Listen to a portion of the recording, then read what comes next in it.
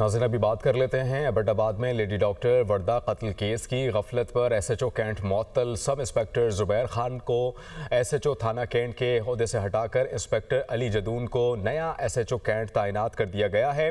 मकतूला doctor वर्दा की postmortem report भी सामने आ गई। इस रिपोर्ट के मुताबिक डॉक्टर वर्दा की मौत दम घुटने से हुई। इस पर बात करने के लिए शौकत सालार एबटाबाद से ज्वाइन करेंगे। शौकत, इस केस में मजीद क्या पेशरफ्त हुई है अभी तक?